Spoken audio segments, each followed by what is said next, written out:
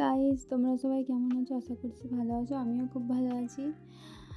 আমি রেডি হয়ে গেছিলাম কাজের উদ্দেশ্যে বেরোবো বলে। আর আমার ভাবিকেও তার বাপের বাড়ি ছাড়তে যাব বলে সে তার বাপের বাড়ির জন্য কান্না করছে। যাই হোক, স্মার্ট ওয়াচের থেকে মনে হচ্ছে এই ঘড়িটাই বেশি ভালো লাগছে। আমার স্কুটি রানিকে নিয়ে নিয়েছি, এইটাকে বার করব। এদিকে আমার মা রান্না করছে, শাক ভাজি করবে, তার জন্য শাক সেদ্ধ করছে।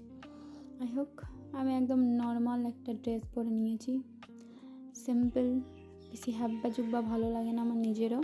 আমি এরকমই পরতে পছন্দ করি। তো রেডি হয়ে গেছি, এবার বেরোবো, নাহলে দেরি হয়ে যাচ্ছে। এই যে আমার বাড়ির রাস্তা, চলো। Tecnologia!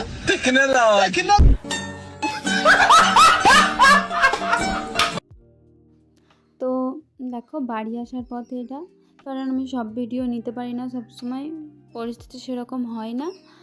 তো আমাদের গ্রামের রাস্তাটা সত্যি অনেকই সুন্দর। আর শহরে তো কি বলবো ভাই, কিছু বলার নেই, গাড়ি ঘোড়া এসবেই ভর্তি। যাই হোক, দেখতে পাচ্ছ এগুলো আমাদের। তো বাড়ি চলে এসেছি। বাড়ি এসে আমার মা আমাকে লেবু কেটে দিয়েছে, 1 গামলা লেবু, যেহেতু আমি এত খাবো না। ঠিক আছে, মুসাম্বি লেবু খাওয়া সকলের জন্যই উপকারী, বাচ্চা থেকে বুড়ো, ঠিক আছে, বয়স্করাও সবাই এটা খেতে পারে।